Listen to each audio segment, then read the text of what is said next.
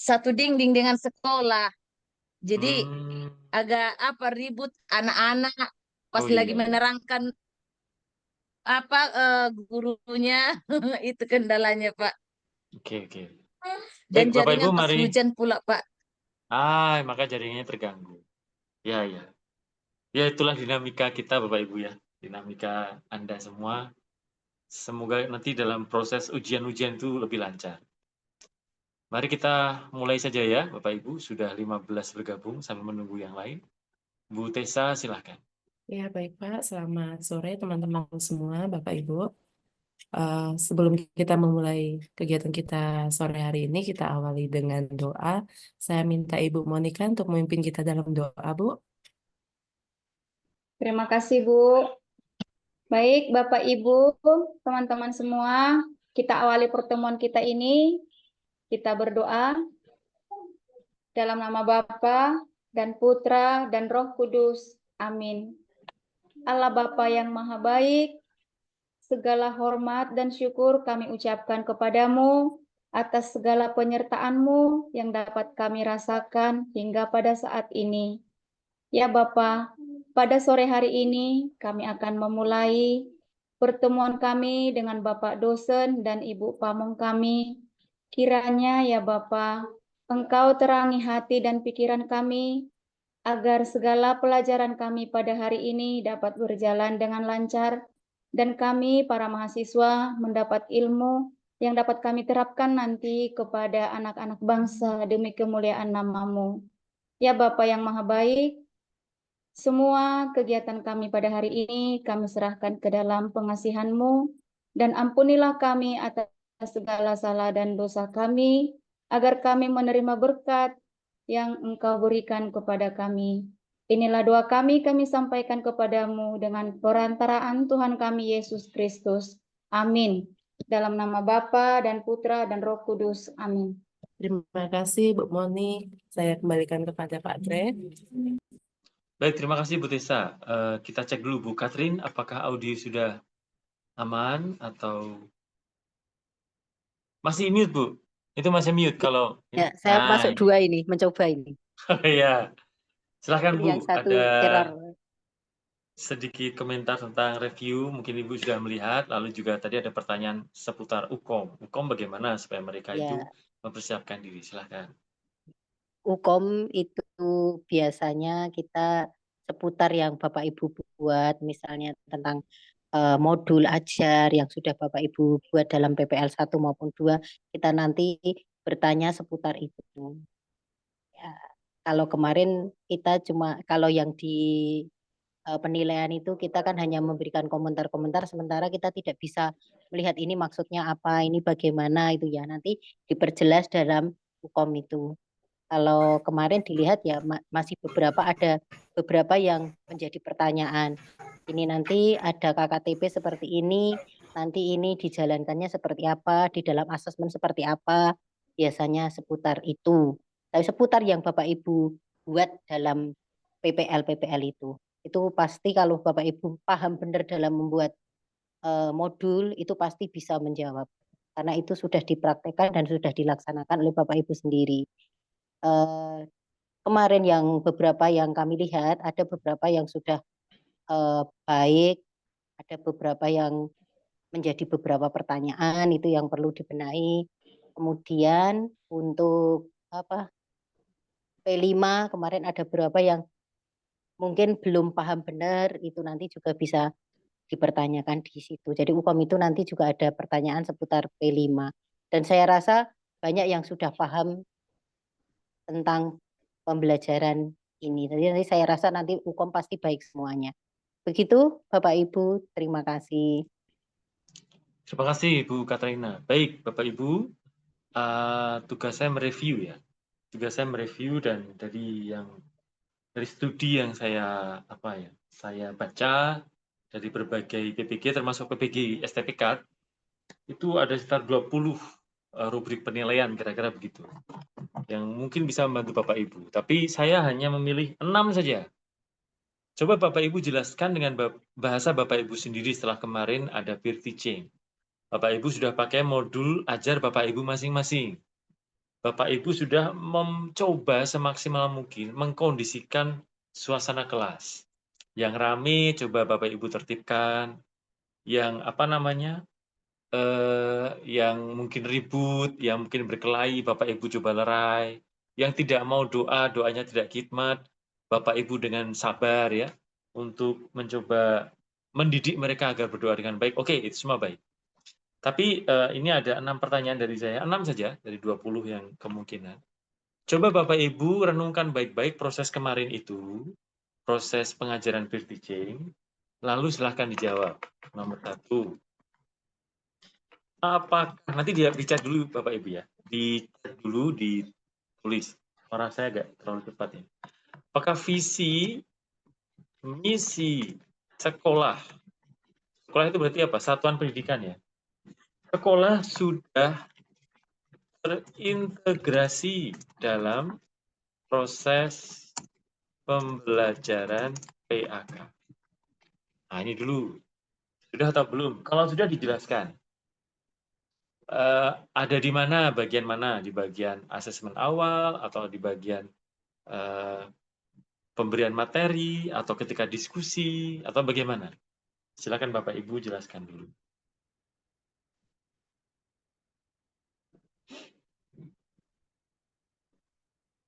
Sambil menunggu diketik ya.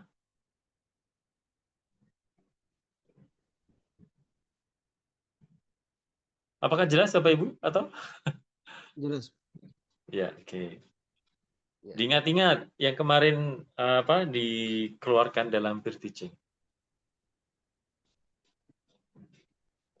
Kalau belum maka ya belum, tapi kalau sudah jelaskan di bagian mana.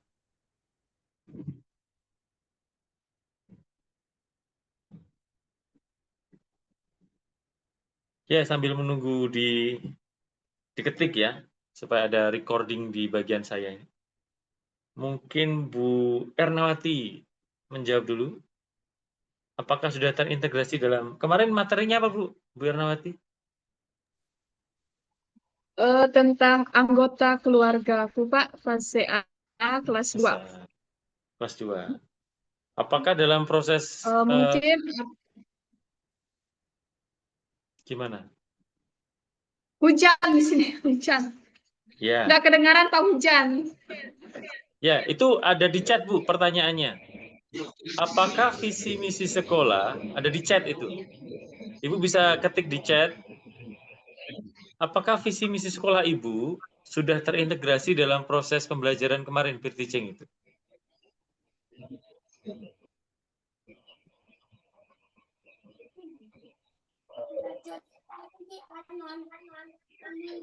Ya, Bu Rame, silahkan dijawab itu. Di chat, Bu Rame. Jadi Hujan, kenapa tidak kedengaran suara Kak? Bu Ernawati silahkan lihat chat. Lihat chat. Silahkan lihat chat, lalu dijawab pertanyaan.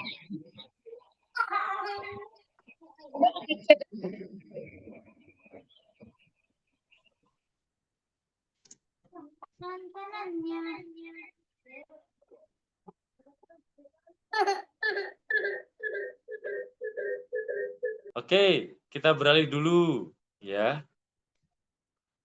Nah, ini misalnya Pak Nius ya. Pak Nius silahkan sharing, Pak. Baik, Pak. Sudah ya, tapi belum maksimal ya.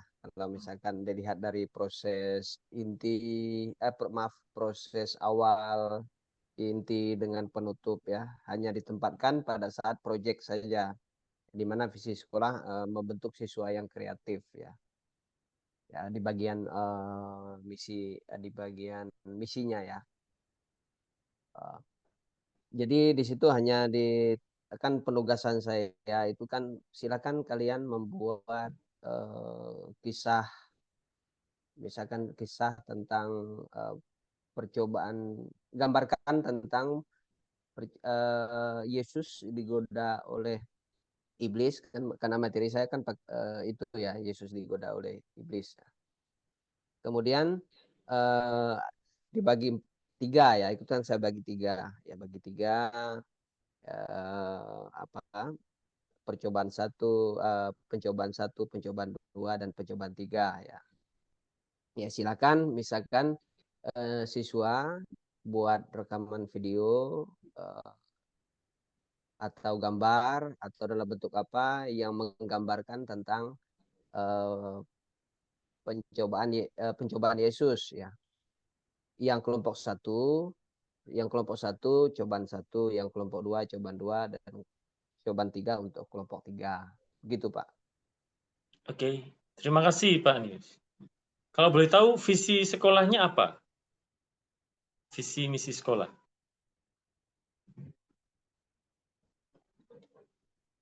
Yang Pak Nius dulu, lalu ke Bu Paskalia Tarigan.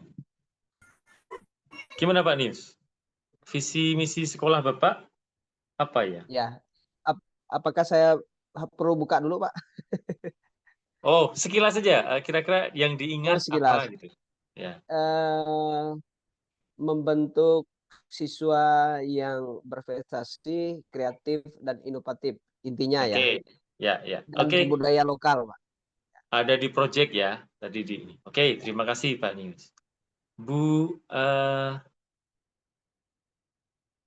Paskalia Kak? Betul. Kok tidak kelihatan? Oh, itu dia betul. Enggak, di sini tidak kelihatan yang mana. Bu Paskalia silahkan. Baik Pak, selama proses pre-teaching kemarin yang sesuai dengan visi misi sekolah kami itu yaitu salah satunya menggunakan media pembelajaran, di mana waktu pre-teaching kemarin saya menggunakan media pembelajaran yaitu berupa video Pak. Cuman karena kemarin waktunya terbatas, videonya tidak ditunjukkan, cuma saya menceritakan isi dari video tersebut Pak. Nah, itu salah satu misi dari sekolah kami. Sementara kalau visinya itu, sebentar ya Pak, saya lihat dulu. Oh ya. Kalau visinya itu mewujudkan sekolah yang berprestasi, berdisiplin, dan berbudaya, dilandasi iman dan takwa, serta mencintai lingkungan yang asri. Itu visi dari sekolah kami, Pak. Sementara misinya itu salah satunya itu menggunakan media pembelajaran yang berwawasan iptek, Pak. Oke, minimal masuk di misi tadi. Oke, terima kasih Bu. Pak Leo, bagaimana? Ya Pak, terkait pertanyaan Bapak yang pertama tentang visi dan misi sekolah itu yang sudah terintegrasi dengan kegiatan pre-teaching yang dilaksanakan kemarin Pak. Itu untuk visi di mana sekolah kami menjadikan peserta didik yang bermoral, berilmu pengetahuan, disiplin, serta berprestasi di bidang akademik dan non-akademik. Salah satu misi yang saya ambil juga sebagai bagian dari PTK itu di mana sekolah itu melaksanakan pembelajaran yang baik camp. Di mana dalam bahan ajar itu atau modul ajar itu saya merancangnya ya sesuai dengan dalam kegiatan kita di mana PJBL, di mana di dalamnya itu terkandung unsur yang ada inovasi, kreatif, dan sesuai dengan yang kita kerjakan sekarang, Pak. Oke. Meski dalam pelaksanaannya itu tadi. Oke, Pak. Oke. Meski dalam pelaksanaan belum maksimal, tapi minimal visinya sudah terintegrasi Ya, dalam prosesnya. Bapak Ibu, nanti ketika sebelum UKOM ya, disiapkan nih visi misi sekolah masing-masing dan diingat ya. Dan semoga nanti bisa masuk terintegrasi dalam proses pengajaran PAK masing-masing. Ini sudah pernah ditanyakan dulu kan? Di LK berapa gitu? Pernah ditanyakan ini. Di LK1 sudah ada visi misi, Pak. Ya, betul. PBL gitu, Pak. Ya. Oke, PBL betul. sama PJPL. Lalu, sambil menunggu jawaban yang lain ya, ada Bu Teorisma Sinaga. Gimana Bu Teorisma? Iya, Pak. Visi sekolahnya masih ingat? Masih, Pak. Kebetulan baru saya lihat ini, Pak, di handphone saya, Pak. Oke. Apa itu? Visi sekolah saya adalah terwujudnya peserta didik yang beriman, cerdas, terampil, mandiri, dan berwawasan global, Pak. Terintegrasi Jadi di bagian mana? Ya. kebetulan tema saya kan Pak, aku pribadi yang unik.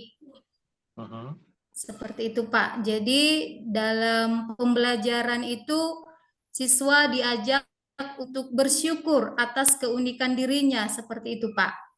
Dan itu sesuai dengan visi sekolah, yaitu terwujudnya peserta didik yang beriman. Jadi menurut saya itu beriman itu salah satu bentuknya adalah bersyukur, seperti itu Pak. Oke, baik, terima kasih Bu Tio. Sekarang kita ke pertanyaannya kedua ya. Dalam proses kemarin, apakah kompetensi awal siswa sudah dipetakan? Dengan cara apa dipetakan? Silakan. Bapak Ibu yang sudah menjawab lagi ya. Ini sebagai recording ya. Bagi yang masih menjawab nomor 1 nggak apa-apa. Saya sudah post pertanyaannya di WA juga. Yang belum menjawab misalnya Bu Rame. Bu Rame bagaimana? Apakah sudah ada pemetaan kompetensi awal siswa di proses pembelajaran kemarin?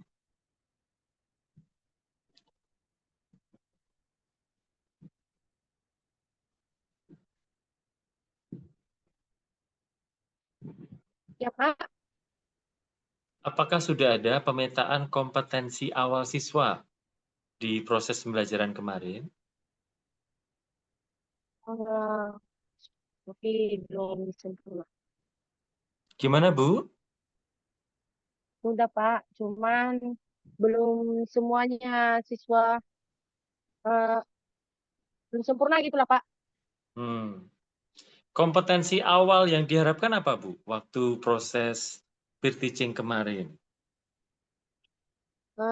Siswa mampu mengucap syukur atau berdoa dalam sehari-harinya. Menerapkan doa lah dalam kehidupannya setiap hari gitu. Oke. Lalu caranya Ibu mengukur itu, oh ini siswa sudah ada di kompetensi awal, sudah oke lah. Itu caranya gimana? Ini gimana? Jadi cara Ibu mengetahui bahwa siswa Ibu itu sudah lulus kompetensi awal atau belum lulus kompetensi awal, itu gimana caranya? Oh, ya di saat memulai kita beraktivitas untuk belajar itu, kita suruh siswa itu melakukan doa, mereka mampu, mereka bisa, dan sesuai dengan materi yang kita laksanakan gitu. Oke. Oke, misalnya saya bertanya pada Bu Tessa, gimana Bu? Apakah sudah ada pemetaan kompetensi awal siswa?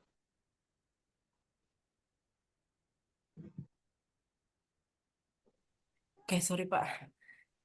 Kalau saya sudah juga Pak, sama.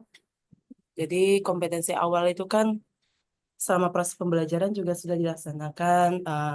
Karena kompetensi awal itu kan peserta didik mensyukuri diri tentang materi perempuan dan laki-laki. Jadi diawali dengan doa dan sebagainya. Kemudian ditanya dengan pertanyaan pemantik di awal. Jadi dari situ saya sudah tahu, oh ternyata sudah ada beberapa peserta didik yang mengetahui tentang perempuan atau laki-laki diciptakan sebagai citra Allah. Seperti itu sih Pak, Ya. yang saya pahami. Ya. Baik, kalau misalnya ini pertanyaan kreatif ya. Ada siswa yang baru, misalnya Bu Tessa mengajar di kelas berapa Bu? Saya di kelas 5 Pak.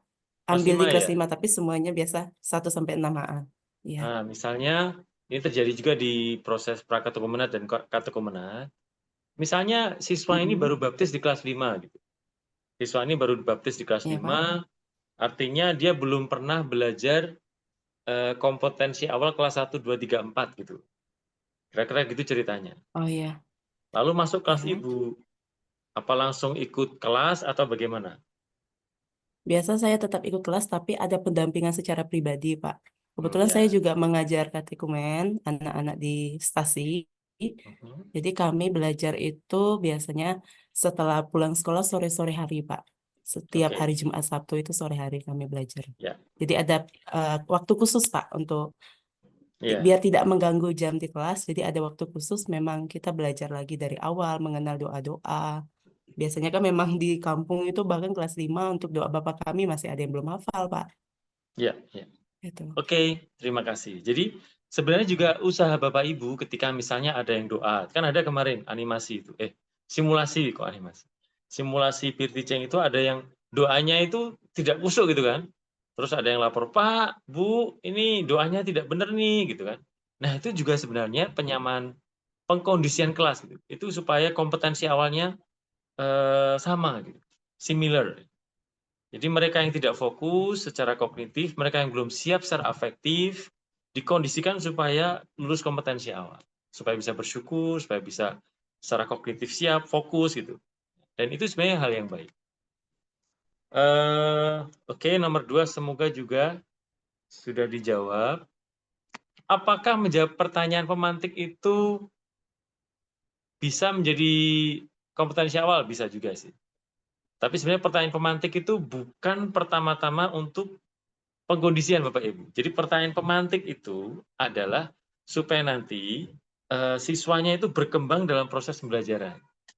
Nah, kira-kira gitu ya. Jadi tujuan pertanyaan pemantik itu bukan di kompetensi awal.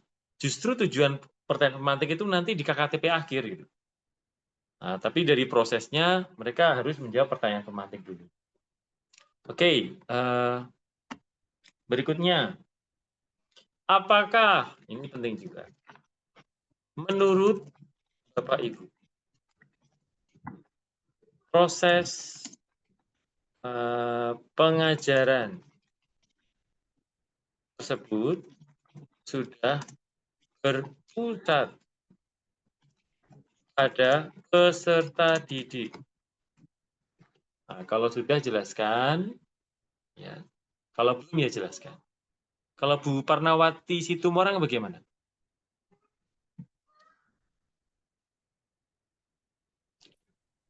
Baik, Pak. Sesuai dengan tema yang saya bawakan semalam, yaitu tentang hidup bersama yang dijiwai Roh Kudus. Kebetulan saya bawakan dengan metode PJBL. Menurut saya ya Pak, kayaknya sudah. Karena dalam pembelajaran di kelas juga saya minta dari salah seorang siswa untuk tampil membuat doa, dan di tengah pembelajaran, pada saat pembelajaran kegiatan inti, saya buat contoh-contoh usaha baik. Misalnya ada kejadian entah 5 kejadian, kira-kira dari kejadian yang pertama misalnya ada anak-anak mencoret meja tulis. Nah, baik yang dapat dilakukan dari si siswa kira-kira seperti apa gitu. Terus kalau ada teman siswa yang tidak bawa bekal ke sekolah, tidak bawa jajanan, kita lihat usaha baik yang dapat kita lakukan seperti apa, seperti itu.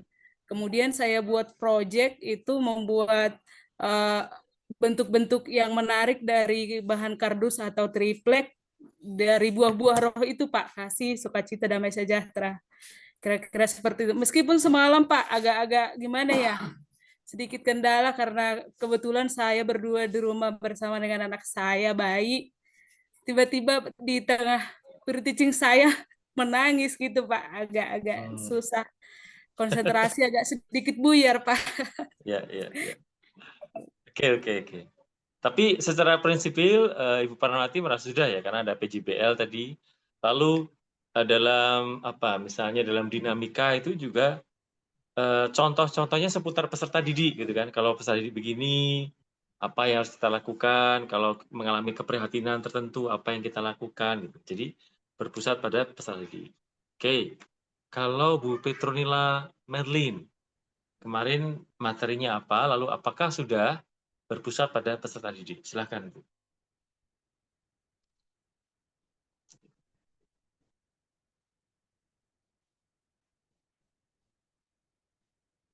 Bagaimana Bu Petronila?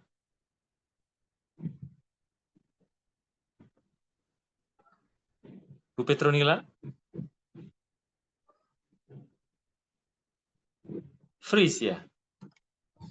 Nah, yang begini-begini nih, saya tuh hukum Anda nih, bagaimana kalau freeze begini? Ketika ditanya ini ya, dosen Khawatir ya menanya Pak lalu, jadinya. itu. Lalu misalnya ada dosen-dosen yang, sudahlah karena tidak jawab nilainya jelek, gitu. Kemarin itu saya mengalami seperti itu. Bukan saya menilai Bapak Ibu, karena waktu itu saya baru asisten ya. Tapi ini yang terjadi, jadi sinyal dan seterusnya itu ya. Misalnya saya bertanya pada Bu Febriana Sirait, gimana Bu? Materinya apa? Apakah sudah berpusat pada peserta didik? Materi saya yang saya bawakan dalam per-teaching semalam itu Pak tentang hak dan kewajiban. Jadi berdasarkan per-teaching yang saya lakukan, proses pengajaran sudah berpusat pada peserta didik, di mana peserta didik mulai mencari apa itu yang menjadi hak dan kewajibannya melalui gambar Pak yang saya tampilkan. Maksudnya gambarnya dari peserta atau dari Bu Febriana? Dari saya Pak, saya yang membuat gambarnya, lalu peserta menunjukkan mana gambar ini yang menunjukkan hak dan mana yang menunjukkan kewajiban Pak. Ya, kalau jawabannya itu belum berpusat pada peserta didik. Ya, kalau PJBL tadi betul, PBL atau PJBL itu ya oke lah, karena mereka berpusat pada peserta didik. Tapi misalnya kita membuat siswa untuk menunjuk sesuatu yang sudah kita harapkan itu masih belum berpusat pada peserta didik. Karena kreativitas siswa belum sangat berkembang, potensi siswa belum kelihatan dikembangkan, pemberdayaan diri siswa itu belum kelihatan, atau bagaimana Bu Febrian? Jadi berpusat pada peserta didik itu ada keunikan dari peserta didik yang dikembangkan, entah bakatnya, entah minatnya, entah kekuatan dirinya apalah yang bisa berkembang sesuai dengan versi dia. Nah, PJBL itu ada akan ada diskusi. Atau bagaimana Bu Febriana? Dari kalau seperti yang Bapak terangkan itu berarti dia berpusat pada peserta didik dari nampak dari penugasan Pak. Gimana? Penugasan yang saya buat, mereka itu membuat sebuah gambar slogan yang mengajak supaya semua siswa itu dapat menerima haknya dan melakukan kewajibannya. Seperti itu, Pak. Oke. Ya.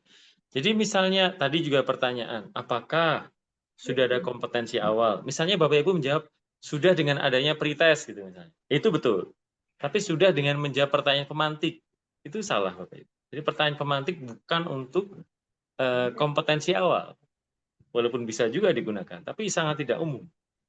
Pertanyaan pemantik tujuannya adalah siswa nanti arahnya itu bisa bereksplorasi dengan pemikiran, dengan nanti diskusi di tengah-tengah pelajaran sampai mencapai KKTP yang diharapkan. Jadi pertanyaan pemantik itu arah ke depan, sementara kompetensi awal itu arah ke belakang. Justru tadi doa pembukaan itu bisa jadi kompetensi awal. Siapa yang mau doa itu kan nanti kognitif afektifnya pada jalan, psikomotoriknya. Coba kemarin itu siapa yang sudah bantu orang tua? Pertanyaan seperti itu ya. Itu bisa jadi asesmen awal sebenarnya. Saya Bu, semua ngacung ya. Berarti semua centang. 9 ngacung, 1 tidak. Oh, 1 ini sebenarnya belum lulus kompetensi awal, lalu kita bina. Itu kalau misalnya seputar membantu orang tua. Tadi juga bisa asesmen awal dilakukan dengan pendampingan. Ya, pendampingan tadi seperti Bu Tessa. Tetapi tentu saja ini proses ya. Namanya bukan asesmen awal, asesmen apa ya? Kurir personalis ya. Jadi didampingi selama dia pembelajaran supaya tidak mengganggu kelas yang lain. Oke, kira-kira begitu. Berarti Pak, kalau misalnya kompetensi awalnya itu yang ditanyakan secara umum, tapi tetap mengenakan ajarkan, begitu Pak? Secara umum, bagaimana Bu? Coba diulang pertanyaannya. Berarti tadi kan Bapak bilang kalau pertanyaan pemantik itu bisa dilakukan di akhir pembelajaran. Oh, Nah, bukan. Pertanyaan pemantik itu dilakukan setelah doa pembukaan. Jadi di awal gitu. Sementara asesmen awal itu sebaiknya dilakukan sebelum doa pembukaan. Jadi disiapkan dulu kondisi kognitif, afektif, doa pembukaan, nah terus. Atau bisa setelah doa pembukaan. Asesmen awal itu dilakukan di awal. Walaupun prakteknya, misalnya dengan asesmen pura personalis itu bisa selama pembelajaran. Tapi bedanya, pertanyaan pemantik itu tidak dibuat untuk asesmen awal. Pertanyaan pemantik di universitas juga sama. Pertanyaan pemantik itu dibuat supaya nanti siswa bereksplorasi menuju KKTP yang diharapkan. Begitu Bu Febriana. Bagaimana? asesmen awalnya itu berarti tetap mengacu kepada materi yang akan kita berikan, Pak. Bisa begitu. Ya. Biasanya orang akan mencapai gampangnya begitu. Jadi materi yang kita berikan itu apa? Lalu ada semacam pretest terhadap materi itu bisa. Begitu ya, Bu? Ya, Memang Pak. asesmen awal ada kognitif, ada afektif, ada kalau lengkap ya ada psikomotorik. Pengandaiannya begini, misalnya Bapak Ibu, apa ya, karena saya bahasa Inggris, mau TOEFL test. Ada yang pernah TOEFL test? Atau mau ini nari gitu ya, mau ujian nari. Mau ikut kelas menari. Biasanya ada semacam pretest dulu, siapa yang bisa nari, nanti bisa masuk, yang tidak bisa nari diperbaiki dulu. Atau Bapak Ibu mau ikut misalnya kelas-kelas kimia itu ada pretest. Itu supaya kompetensinya disamakan. Karena kalau mereka tidak sama, masuk lab kimia bisa meledak nanti kimianya. Jadi disamakan dulu persepsinya. Yang belum lulus kompetensi awal tidak boleh masuk lab gitu. Nah, di tempat kita juga kira-kira sama tujuan. Mereka yang kualitas pengetahuan imannya belum sama, sebaiknya disamakan dulu. Yang belum siap untuk belajar agama, disiapkan dulu kira-kira begitu. Tadi kan ada yang menyiapkan, ini Pak belum bisa berdoa gitu kan. Nah, disiapkan dulu, diberitahu dulu, kamu berdoa yang baik ya, kan anak Bapak, kan anak Ibu harusnya bisa berdoa gitu. Nah, itu sudah sebenarnya asesmen awal. Supaya kognitif afektifnya jalan ketika pembelajaran. Idealnya ketika asesmen awal itu sudah lancar, dalam proses pembelajaran tidak ada yang ribut selama proses gitu. Idenya begitu Bu Febriana. Idenya begitu. Kalau di kimia ya lab kimia tidak meledak gitu karena masing-masing sudah tahu kimia ini bagaimana, zat ini apa gitu. Oke, lalu berikutnya mungkin sedikit pertanyaan lagi ya.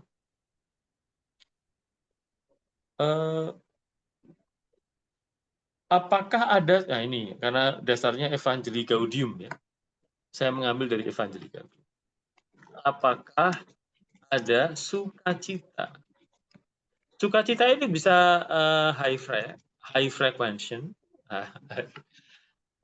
Ini mau yang low itu misalnya apa? Ketenangan, lalu bahagia di hati gitu ya, itu bisa.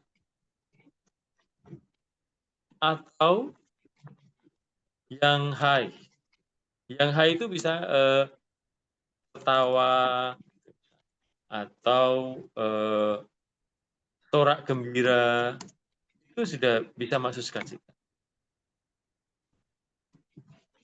Dalam pelajaran.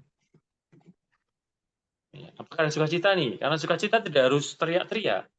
Sukacita bisa berarti misalnya kita mendengarkan guru lalu, betul juga ya, kita itu kalau misalnya membantu orang tua itu rasanya senang gitu. Betul juga ya kalau ada yang jatuh lalu kita obati, kita tuh juga senang gitu. Bisa ada ketenangan, bisa juga ada excited gitu. Apakah ada Bapak Ibu ketika proses pembelajaran? Kepada Bu Mesriani, gimana Bu Mesriani? Ada tidak? Ya Pak, maaf Pak baru bisa masuk, baru nyampe rumah. Oh, tidak apa-apa. Ya Pak, ketika peer teaching semalam itu dan juga melaksanakan proses belajar mengajar di sekolah, sukacita itu pasti ada, Pak. Kebetulan semalam sewaktu kami teaching itu, Pak, ada siswa-siswi yang ada yang energik dia, ada yang tenang dia, gitu. Jadi nampak dalam pembelajaran itu semalam, Pak. Jadi Oke. itu guru tentunya di sana harus bisa memahami dari keadaan itu, Pak. Seperti itu dia yang saya pahami. Terima kasih Ibu Mesriani. Kalau Pak Leo, gimana Pak Leo? Terima kasih Pak. Tentang menghadirkan sukacita dalam pembelajaran, kalau kita bicara yang pengalaman nyata Pak, ini ada di mana sebelum masuk pembelajaran saja itu anak-anak itu mengharapkan saya itu masuk ke kelasnya gitu Pak. Jadi mereka itu senang kalau saya masuk gitu. Setiap kali saya lewat kelas lain ada yang suruh masuk ngajar mereka gitu. Ketika dalam pembelajaran juga saya rasakan bahwa anak-anak itu senang gitu. Bahkan pembelajaran itu bisa melekat. Dan ketika saya lakukan survei seperti angket dari semua pelajaran yang dipilih, dan memang banyak itu memilih agama Pak. Itu yang realnya. Kalau berdasarkan pre-teaching kemarin ya itu karena situasi waktu. Jadi memang saya kemarin itu udah agak molor. Jadi ada kode-kode peserta itu memberitahukan bahwa kayak jenuh apa segala. Saya nggak paham gitu. Tapi kalau realnya memang seperti itu Pak. Jadi anak-anak itu kecenderungan senang lah gitu. Sebelum masuk mereka itu sudah senang gitu. Oke, terima kasih Pak Leo. Ya Pak. Kalau Bu Petronila, bagaimana Bu Petronila? Ada tidak sukacita ketika pre-teaching atau kelas? Gitu? Kemarin itu saya 2 kali pre-teachingnya Pak. Yang pertama itu karena tidak terekam. Untuk yang pertama lumayan ada sukacita. Yang untuk kedua kalinya mungkin karena udah siang, jadi udah tidak bersemangat para siswa saya Pak. Kalau untuk Udah lapar dia, Pak. udah tidak bersemangat semua Pak. Waktunya makan siang di situ, Bu.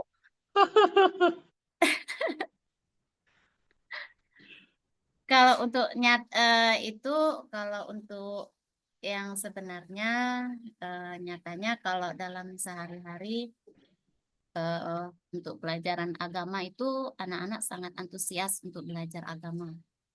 Mereka senang. Apalagi kalau di kelas 1 atau di kelas 2 di situ kan ada cerita tentang penciptaan. Mereka sangat senang.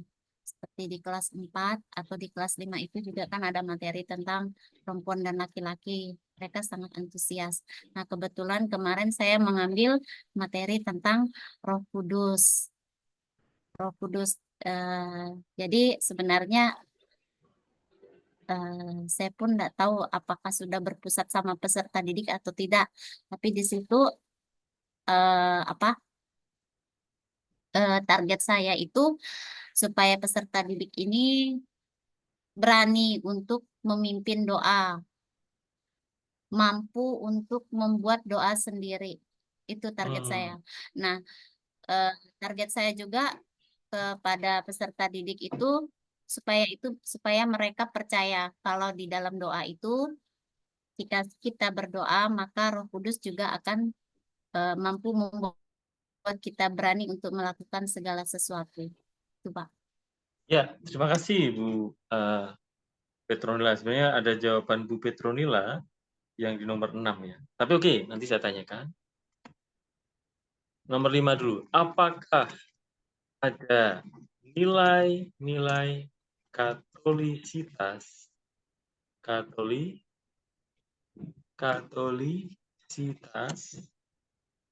yang dibawa pulang siswa? Kalau ada apa gitu ya? Misalnya kepada Bu Monik, gimana Bu Mon? Ada nggak nilai-nilai katolisitas yang dibawa pulang siswa setelah pelajaran? Menurut saya ada, Pak.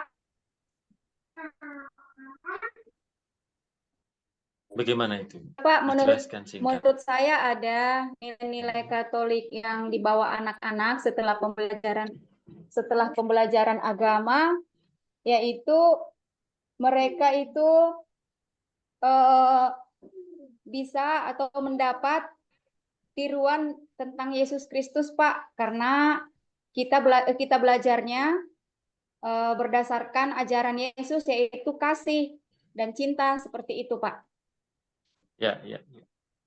Oke, saya lanjutkan ke nomor 6, Bu Risno, karena waktu saya jangan lama-lama, ada Bu Katrin nanti. Bagaimana Anda sebagai guru PAK mengukur perkembangan kompetensi siswa? Bu Risno, gimana, Bu? Baik, terima kasih, Pak. Sesuai dari yang saya per-teaching semalam, itu yang pasti mulai dari asesmen awal, kemudian pengamatan ya, bagaimana dia di awal, seperti tadi yang Bapak bilang, keaktifannya mau berdoa, berarti itu udah ada nilainya, sampai di prosesnya. Ketika ada pertanyaan dari saya kepada peserta didik, bagaimana responnya dan bagaimana hasil jawaban yang yang sesuai begitu, Pak, dan sampai di evaluasi dan refleksi. Itu menurut saya, Pak. Oke. Yang bisa saya katakan. Ya, saya kira sudah lengkapnya. Itu dari saya, Bapak Ibu, silahkan untuk saling mendengarkan gitu. Jawaban yang baik silahkan diambil, atau misalnya sesuai dengan konteks Bapak Ibu. Silahkan. Tapi mau bertanya boleh, Pak? Bagaimana, Bu Risno? Mau bertanya, sesuai dengan yang Bapak katakan tadi sama Ibu Febri, itu untuk asesmen awal, boleh disesuaikan dengan materi yang dibawakan, begitu ya, Pak? Iya, betul. Kalau misalnya seperti ini, Pak, di asesmen, apakah setiap saat kita membuat asesmen awal atau bolehkah berlanjut dari, misalnya seperti saya kemarin kan, itu pertemuan awal, gitu. Nanti ada beberapa tema, itu ada 4 kalau nggak salah. Bolehkah asesmen awal yang dari pertemuan pertama itu sampai ke 4 atau setiap masuk begitu, Pak? Boleh saja, hanya begini Bapak Ibu. Kalau saran saya, asesmen awal itu jangan terlalu susah. Jangan terlalu susah. Asesmen awal adalah, sebenarnya kalau dalam konteks psikologi pendidikan, fungsi asesmen awal itu supaya mempersiapkan siswa siap belajar di materi ini, gitu. Kira-kira begitu ya. Oleh karena itu, beberapa asesmen awal itu dilakukan terkait materi ini. Misalnya, kalau di lab kimia yang jelas-jelas ada pretest. Pretestnya adalah, misalnya bahannya adalah zat-zat berbahaya gitu misalnya. Lalu pretestnya 10% itu tentang zat-zat berbahaya. Tapi tidak, yang sulit-sulit tidak dikeluarkan dulu. Nah, mereka yang sudah paham zat-zat berbahaya boleh masuk lab. Kalau mereka belum lulus pretest, tidak boleh masuk lab. Kenapa? Karena nanti ada risiko meledakkan zat-zat berbahaya itu. Karena dia tidak tahu apa yang dia lakukan. Lalu selain itu di lab kimia itu, apakah masing-masing siswa itu paham secara afektif bahwa ini adalah lab kimia? Mereka yang tidak bawa sarung tangan tidak boleh masuk, afektif ya. Mereka yang tidak bawa jas lab tidak boleh masuk, karena mereka tidak siap untuk belajar kimia. Demikian juga dengan bahasa Inggris. Bahasa Inggris ada pretest bahasa Inggris. Karena nanti kalau mereka belum paham dasar-dasar bahasa Inggris, masuk di kelas bahasa Inggris, percuma, tidak dapat apa-apa. Ini sama halnya dengan agama. Maka tadi saya bertanya, kalau yang baru baptis bagaimana, gitu kan? Karena di pelajaran agama, takutnya siswa masuk kelas agama Katolik tidak dapat apa-apa. Gitu. Dan mereka kan buang-buang waktu, buang-buang energi. Maka sebelum masuk agama, kognitifnya disiapkan, afektifnya disiapkan, maka ada video Bapak Ibu yang saya suka. Jadi misalnya nih, ada yang doanya itu tidak benar. Nah, sebelum kita masuk materi, Bapak Ibu secara halus, lalu anak ibu itu doanya harus benar. Gimana? Bisa nggak doa benar? Bisa, Bu. Nah, gitu misalnya. Oh, ini sudah siap nih, berarti secara afektif. Nah, yang pada prakteknya, kalau di agama sudah saya tahu, itu pretest tidak harus tertulis juga, Bu. Jadi kalau kita tanya ya, tanya-tanya yang mudah lah, seputar Misalnya materinya adalah pribadiku kan, aku sebagai citra Allah. Coba adik Joko ini punya tangan berapa? Gitu. Tangan 2, Bu. Tangan 2 dapat dari mana? Dari Tuhan atau dari siapa? Dari Tuhan, Bu. Oh, berarti dia sudah tahu secara kognitif. Ini dari Tuhan. Kira-kira begitu ya, Bu Risno, Bapak Ibu. Jadi tujuan asesmen awal itu untuk menyiapkan kognitif siswa, afektif siswa, supaya masuk kelas itu mereka siap gitu loh. Mereka siap, tidak bikin keributan di tengah-tengah, kira-kira gitu.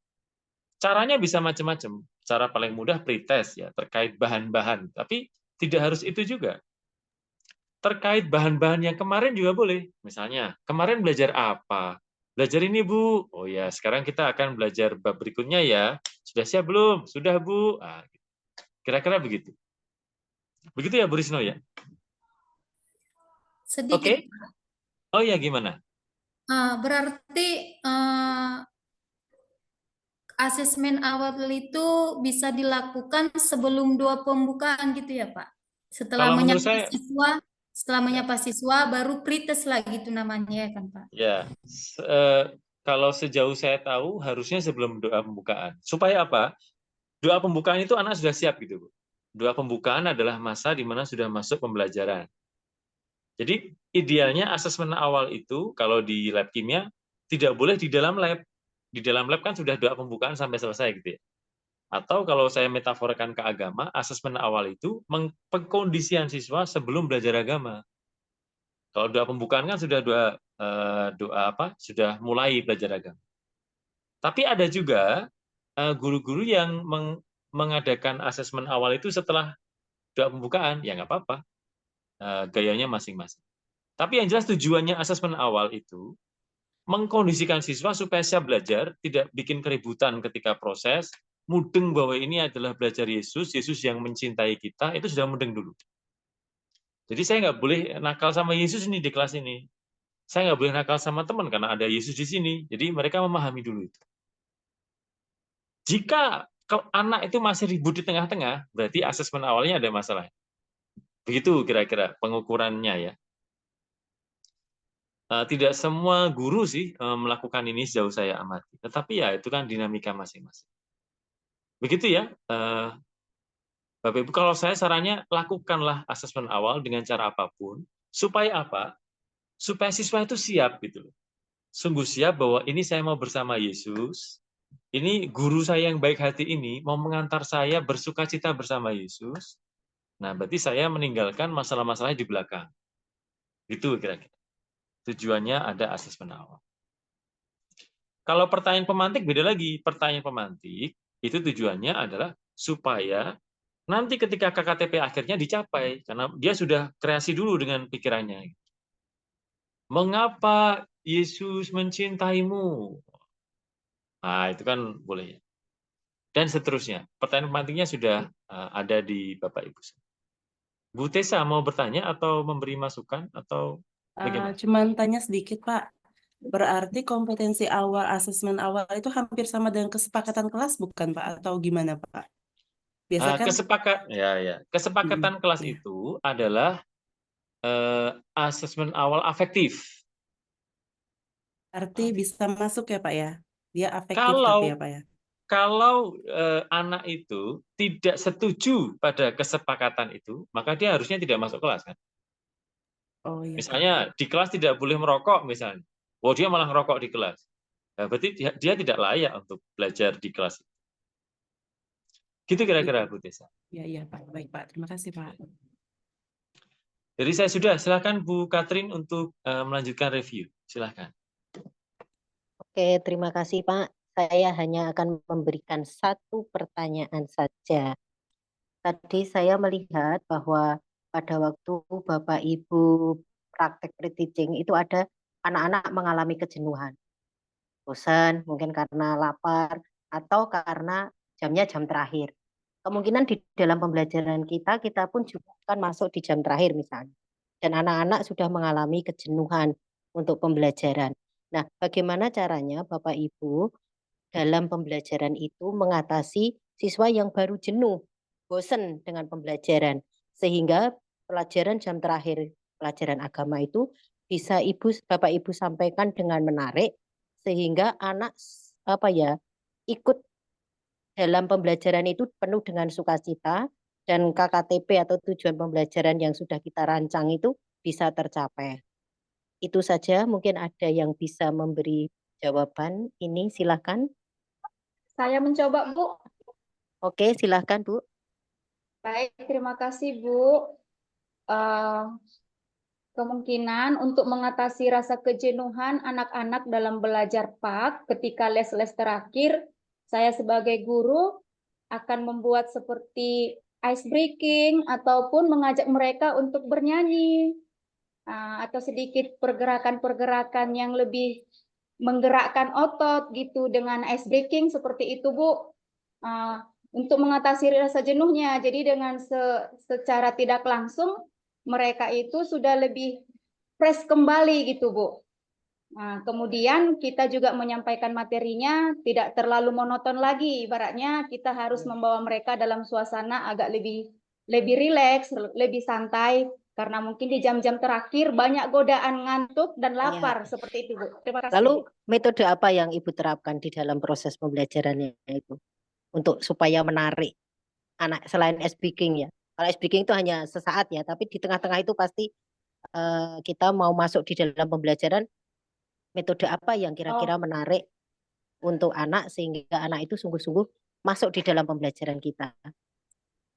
Bisa, Bu, dengan metode langsung tanya jawab untuk membuat siswa selalu konsentrasi dengan menggugah dia supaya lebih aktif gitu, Bu, tanya jawab, dan juga bisa dengan seperti mengajak mereka berdrama-drama seperti itu, Bu. Ya, baik, bisa dengan drama. Atau mungkin ada yang punya metode yang lain untuk memberikan sesuatu yang menarik dalam pembelajaran terakhir atau situasi anak sedang mengalami kejenuhan. Mungkin ada Bapak Ibu lain yang bisa memberikan contoh. Saya, Bu. Oke, silakan Ibu Alusia.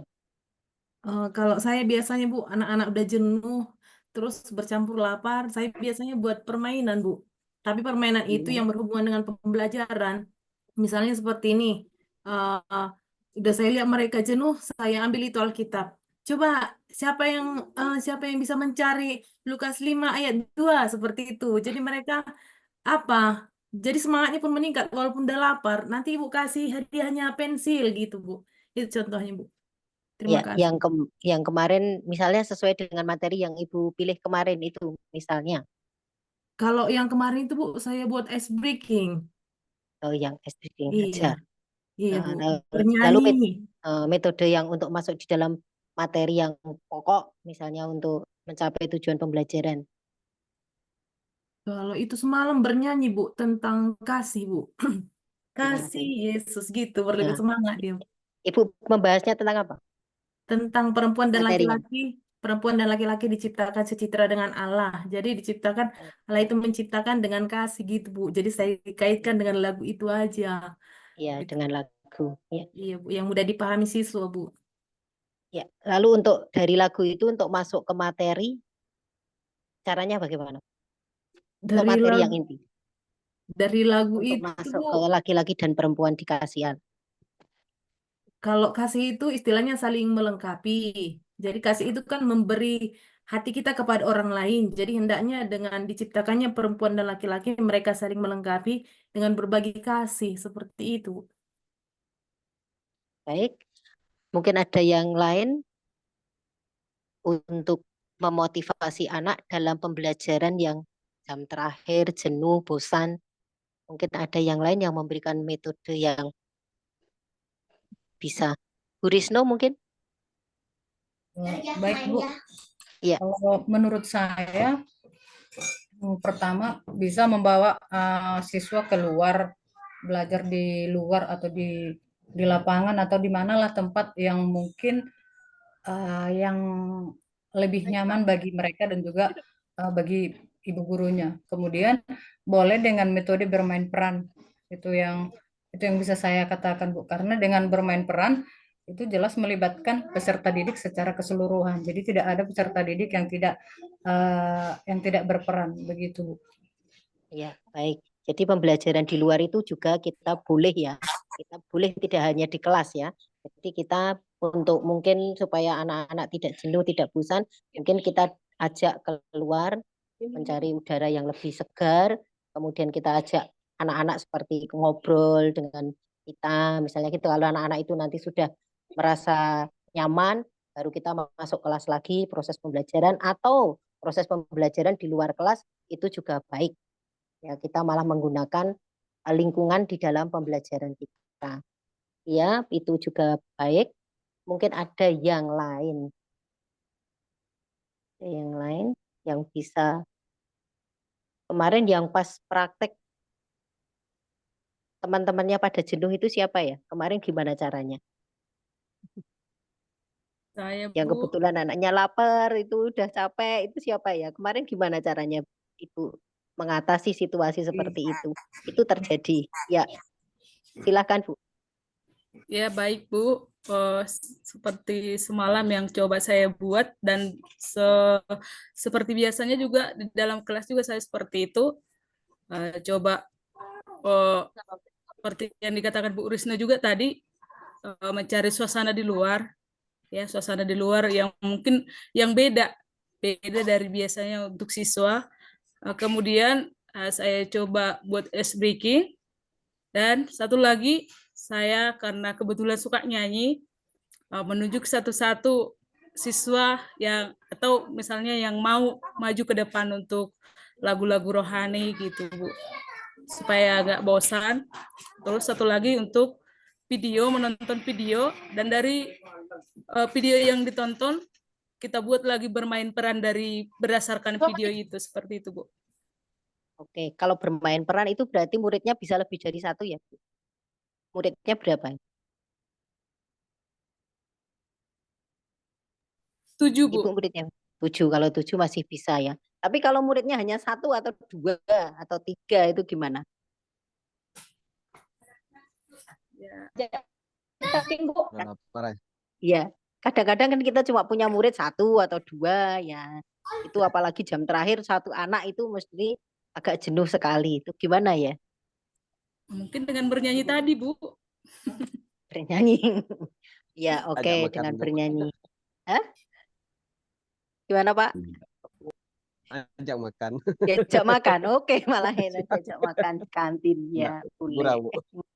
Ya, biasanya gitu kan kalau balas apa itu namanya pas jam terakhir kita jenuh, anak-anak jenuh, apalagi muridnya cuma sedikit, ya mungkin bosan. Itu akan kita alami di dalam pembelajaran kita.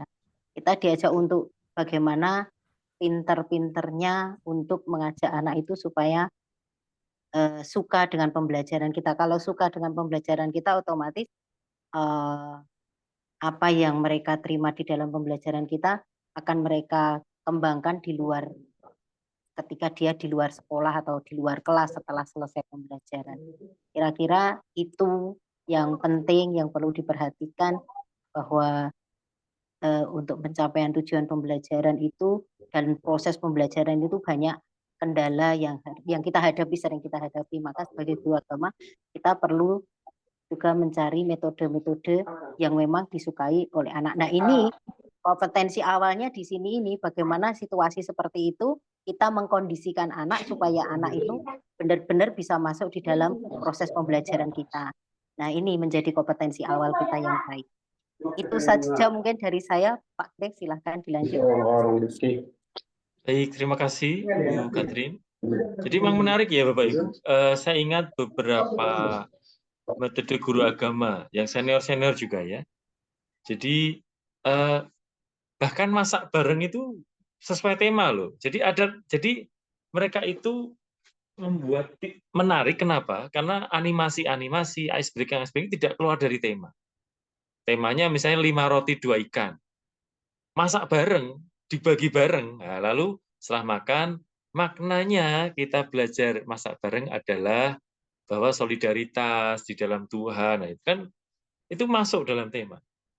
Jadi ice breaking juga, misalnya nyanyi kasih Yesus, ada gaya-gayanya gitu. Nah, tadi kan nyanyi toh, coba nyanyi tadi dapat apa? Lalu ternyata sesuai KKTP. Ada kasih, ada syukur, dan seterusnya. Jadi, tadi menarik tadi, dari bukan hanya kalau saya boleh menambahkan, semoga animasi, makan bareng, dan seterusnya itu sesuai dengan temanya. Dan kalau saya yakin bahwa anak itu akan terngiang-ngiang. Nah, ini besok ini anak saya juga mau tur kereta api gitu. Tapi bukan pelajaran agama Katoliknya. Tur kereta api ke Purwodadi sampai dengan Semarang. Saya cek, oh ya memang setelah have fun, lalu ternyata ada proses kemandirian yang dibangun, dan seterusnya. Lalu saya bayangkan kalau misalnya pelajaran agama traveling ke pantai Gunung Kidul mungkin asik ya, mungkin apa gitu ya. Atau Bapak Ibu kan ada Danau Toba itu di situ. Sambil melihat anugerah Tuhan yang begitu luar biasa. Itu kan asik juga. Atau di pantainya Bu Monik itu. Bu Monik itu belakang sudah pantai ya. Wah, itu kan menarik ya. Siapa tahu. Jadi memang digunakan itu keindahan alam di sekitarnya. Itu guru-guru yang klasik, Bapak. Yang saya belajar. Termasuk Romangun Wijoyo. Mungkin Bu Katrina juga sangat mengerti. Media itu dibuat sendiri sama dia. Nah, kira-kira begitu, Bapak Ibu. Saya kembalikan kepada Ibu Tessa. Silakan. Baik Pak, terima kasih Bapak Ibu untuk masukan-masukannya. Untuk pembelajaran hari ini banyak hal yang bisa kami pelajari untuk kami siapkan juga untuk PPL 1 dan PPL 2, bahkan untuk model P5. Nanti untuk P5 Bu Katrin mungkin bisa sharekan satu yang paling benar gitu Bu. Saya juga masih Oh bingung ya, untuk modul P5 saya juga masih bingung sebenarnya Bu, apakah punya saya ya, itu benar atau tidak. Itu Bu. itu satu. Ya, nanti saya berikan. Ya, baik Bu. Terima kasih Bu. Bapak Ibu, sebelum kita tutup ada yang ingin bertanya mungkin? Tidak ada ya? Bu Tessa, Oh ya, silakan Bu Benedikta. terima kasih Bu. Buat Bapak juga, Bapak Gre sama Ibu Catherine. Jujur dengan pengalaman yang bercicing semalam, karena kami belum paham kali lah, entah hanya saya ya, paham kali bagaimana model per-teaching ini. Jadi kegiatannya yang kami susun tidak lagi memperhatikan yang lebih seperti pengalaman mengajar biasa karena dengan waktu. Jadi dengan waktu ini kegiatan yang kami susun pun Bu tidak lagi yang kreatif yang kami utamakan, tapi gimana lah pas waktunya, itu salah satunya. Dan memang seperti ice breaking dengan kegiatan kejenuhan, nggak kita fokuskan lagi ke situ Bu. Hanya yang penting ada materi yang sesuai dengan KKTP dengan TP-nya tersampaikan, itu saja yang kami buat. Dan memang karena memang kami pun kurang paham apakah seperti belajar yang di apa itu dibuat, padahal belum paham juga kami mengkonsep yang menggunakan waktu 20 menit paling banyak dengan kegiatan-kegiatan daripada 3 kali 35 yang biasanya dijalankan. Kalau kita lihat kan KKTP yang kita tampilkan 3 kali 35, tapi kita laksanakan hanya dengan waktu 20. Itu bisa saya sampaikan Bu dengan pengalaman kami, tapi mungkin dengan belajar kami PPG ini sudah ada juga dengan tambah lagi pengalaman-pengalaman di sekolah seperti mengatasi yang sedikit tadi ya Ibu Catherine, siswanya seperti siswa saya seringkali 1, 2, 1, 2 dan itu pun kelas kecil. Jadi mau mengajarkan kita nggak tahu, jadi ujungnya belajar huruf saya buat dengan permainan karena belajar pun ku sampaikan dengan materi dengan buku agama seperti buku yang untuk yang udah tahu membaca, jadi kita hanya belajar huruf entah pun bentuk kreasi-kreasi seperti yang di TK. Jadi seperti itu model pengajaran untuk kelas rendah yang sedikit siswanya seperti siswa saya 2 orang, 1, 3 begitu Ibu. Jadi itu kira-kira yang bisa saya sampaikan dengan pengalaman saya di peer teaching dengan pengalaman di keseharian Bu. Terima kasih Bu, saya sampaikan kembalikan kepada Bu Tessa. Bu Tessa, saya nambah sedikit. Ya Pak. Oke, jadi justru disitulah letak guru profesional Bu tambah. Mungkin Bapak Ibu juga nanti mengalami. Guru profesional itu bisa mengajar kelas kecil, bisa mengajar kelas besar. Bu Katrin ini menurut saya luar biasa karena biasanya dia pakai pedagogi, itu anak-anak, dan sekarang ketika kami minta untuk mendampingi Bapak Ibu, dia pakai andragogi gitu. Dia pakai, Bu Katrin kan biasanya kelasnya SD nih. Ini sekarang kelasnya itu guru SD. Nah, Bu Katrin juga oke-oke aja, mencoba sharing dengan baik, materinya juga baik. Nah, Bapak Ibu nanti besok di posisi itu. Bahkan kalau kurikulum Merdeka ada switching students gitu ya. Ada murid SD dari misalnya dari Jawa ke kelasnya Bu Tamba. Bu Tamba harus bisa terima. Atau mungkin saya nggak tahu kurikulum Merdeka bagaimana, tapi jika memang ada switching students dari luar negeri gitu. Kemarin tuh ada yang, ini tempat saya sebenarnya ada ya, tapi konteksnya SMA dan mahasiswa. Tapi misalnya ada dari Australia, tertarik dengan SD di Danau Toba, atau tertarik dengan sekolah alam di mana, atau Bu Tamba punya daerahnya Bapak Ibu tuh bagus-bagus loh Bu. Nah, misalnya ada mereka dari London pengen sekolah mau mengalami bagaimana tuh diajar Bu Tamba. Bu Tamba harus siap. Nah, gitu kira-kira. Jadi kelas besar harus siap, kelas besar harus siap, nanti muridnya bandel harus siap, muridnya pinter-pinter juga harus siap. Nah, ini letak guru profesional di sana. Begitu kira-kira, Bu Tamba, Bu Tessa, teman-teman. Ya, terima kasih Pak. Bu Tio, silakan. Terima kasih Bu. Yang mau saya tanyakan itu Bu tentang pemahaman bermakna Bu. Saya masih bingung itu Bu tentang keluasan sama kedalaman seperti itu Bu. Oke, saya mencoba menjawab ya tentang pemahaman bermakna dan kedalaman. Jadi pemahaman tentang materi yang akan Bapak Ibu pelajari itu kira-kira sampai seberapa pemahaman anak, kemudian kedalamannya itu berdasarkan KKTP, yaitu pendalaman dari KKTP yang Bapak Ibu pilih. Jadi Bapak Ibu pilih itu kan ada beberapa KKTP. Lah, kedalaman dari KKTP itu diturunkan dalam kedalaman itu, kedalaman dan keluasan. Itu Ibu. Jadi maksudku Bu, perbedaannya antara keluasan sama kedalaman itu sampai sekarang masih bingung saya Bu. Bagaimana saya membuatnya seperti itu Bu. Jadi Ibu dari KKTP itu yang mau Ibu perdalam itu yang mana? Itu masuk dalam kedalaman. Keluasannya itu materi itu mau mencapai sampai seberapa? Ya.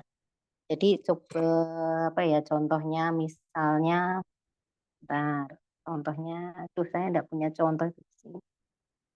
Jadi dari tujuan pembelajaran kan dari diturunkan ke KKTP lah. Dari KKTP itu Ibu menguraikan kembali di dalam kedalaman dan keluasan. Itu. Masih bingung? Saya coba beri gambaran Bu. Saya coba beri gambaran dari Bu Katrin. Bu Katrin bagus, tapi misalnya begini. Ibu Tio ini punya 5 murid misalnya. Satu murid ini sangat pandai berdoa, besok mau jadi imam gitu kan. Cowok ini besok mau jadi imam, lalu pokoknya rajin belajar agama. Murid 3 murid yang lain itu sedang-sedang. Nah, mereka ya kayak orang-orang pada umumnya. Sementara ada satu murid yang kayak Santo itu. Nah, misalnya nama muridnya Pak Leo. Pak Leo misalnya jadi muridnya Bu Tio, jadi Santo Leo nanti ya, Leo Agung ya. Itu rajin berdoa. Kalau belajar agama itu selalu siap gitu, selalu dia berbuat baik pada sama. Ada satu murid yang buandel, katakanlah namanya Herlius Nius. Nah, Nius ini buandel dia, susah diatur dia. Kira-kira kalau Bapak Ibu, kalau Bu Tio ini membuat materi pribadiku, pada Pak Leo, targetnya kedalaman materinya, misalnya ada kedalaman materi 1 sampai 10 ya. Mau materi 1 atau materi 10 pada Santo Leo tadi? Gimana Bu Tio? Berarti istilahnya di sini materi yang mau kita sampaikan gitu ya Pak, berbeda sesuai dengan kebutuhan peserta didik gitu ya Pak? Betul. Iya. Kalau semuanya seperti Pak Leo, misalnya Pak Leo, Nak Leo tadi ya, tidak adil kalau kita memberi materi dan kedalamannya skala 2 gitu ya. Karena mereka pengen hal yang lebih gitu. Tapi kalau banyak murid masih seperti adik Nius ya, yang mungkin bandel dan sulit diatur, tidak adil kalau kita beri skala 10. Karena dia mungkin ada pendampingan dulu, ada mungkin bimbingan dulu, baru ditingkatkan pelan-pelan. Oleh karena itu, guru punya kemerdekaan dalam memberikan kedalaman dan keluasan materi. Bagi siswa-siswa yang masih di lots gitu ya, kalau langsung kita kasih yang C6 kan nggak adil. Kita kasih dulu lah C3, C2. Lalu kalau mereka sudah sampai di C2, C3, nah kita tingkatkan lagi ke C5. Gitu kira-kira Bu Tio. Itu sesuai dengan konteks kelas masing-masing. Oleh karena itu kepekaan guru itu memang diminta. Jangan mempersulit siswa, itu satu. Jangan juga terlalu mempermudah siswa. Karena dia sudah pinter, kita beri yang tidak mendalam. Gitu. Ya, kasihan juga. Nanti membawa pulang sedikit. Bagaimana Bu Tio? Apakah mulai paham? Paham. Kalau keluasan, Pak, keluasan? Keluasan kalau sejauh saya tahu ya, misalnya begini. Kita ambil materi satu apa Bu Tio misalnya? Gereja, aku pribadi atau apa? Aku pribadi unik, Pak. Pribadi unik. Biasanya kalau Bu Tio mengambil materi aku pribadi unik, referensinya dari mana? Referensinya, Pak, Dari pertama mana? dari buku siswa, Pak. Buku siswa ada, apalagi? Alkitab. Alkitab 2, apalagi? Baru ada lagi dari video seperti itu, Pak. Lalu Oke. materinya dari Google gitu, Pak. Oke, misalnya anaknya ini daya kognitifnya masih rendah, masih belajar agama Katolik gitu ya. Adil nggak kalau kita kasih 5 referensi, kamu belajar A, B, C, D, E gitu. Adil nggak kira-kira Bu? Enggak, Pak. Enggak. Misalnya kita beri 2 saja, satu Alkitab, terus satu buku siswa gitu. Itu gimana? Setuju nggak Bu? Kenapa, Pak? Setuju nggak? Kalau misalnya anaknya ini masih belajar agama ya. Terus secara keluasan materi, kita beri 2 saja referensi. Dari kitab suci sama dari buku siswa gitu. Kira-kira gimana?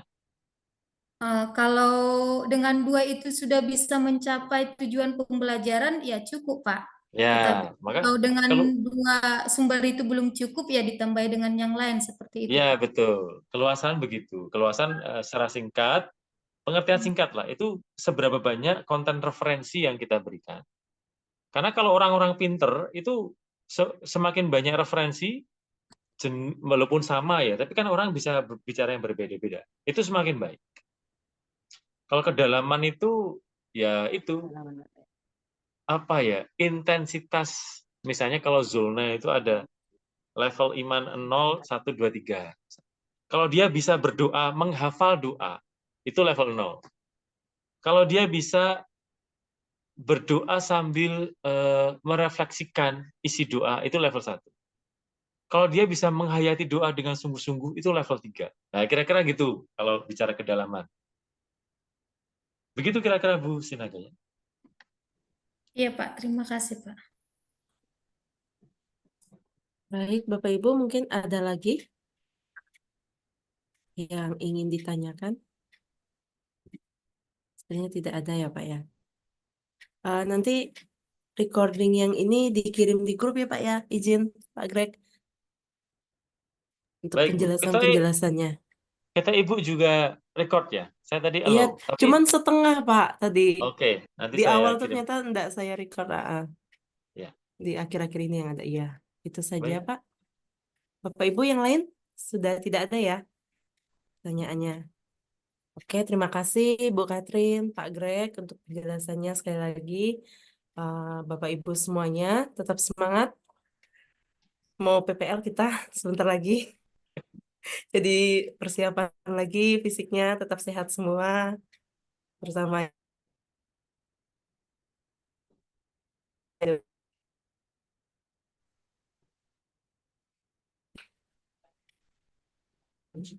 Oke.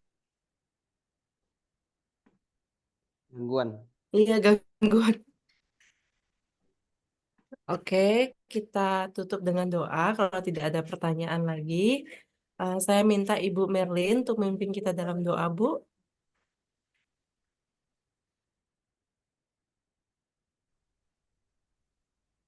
Baiklah, marilah kita bersatu dalam doa, dalam nama Bapa dan Putra dan Roh Kudus. Amin. Allah Bapa di surga, puji dan syukur kami ucapkan karena berkat-Mu dan kasih-Mu yang begitu besar kepada kami, sehingga kami dapat berkumpul lagi di dalam kelas loka karya kami.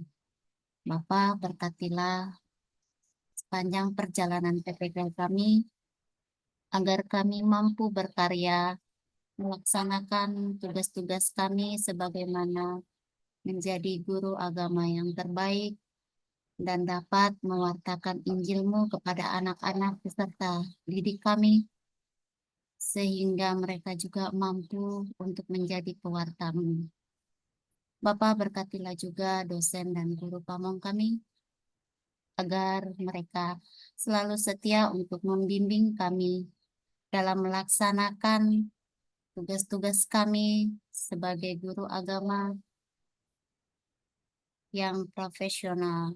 Berkatilah juga kami semua di sini sebagai peserta PPG, agar kami mampu menerima ilmu pengetahuan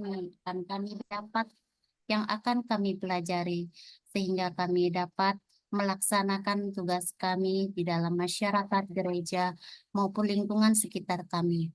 Bapa, doa ini kami haturkan melalui perantaraan Tuhan kami Yesus Kristus. Kemuliaan kepada Bapa dan Putra dan Roh Kudus, seperti pada permulaan, sekarang, dan selalu sepanjang segala abad. Amin. Amin. Dalam nama Bapa dan Putra dan Roh Kudus. Amin. Terima kasih, Bu Terima Merlin. kasih Terima kasih, semuanya. Terima kasih. Bapak Ibu. Selamat sore. Selamat Selamat sore. sore. Terima kasih, Selamat sore, Pak Bu.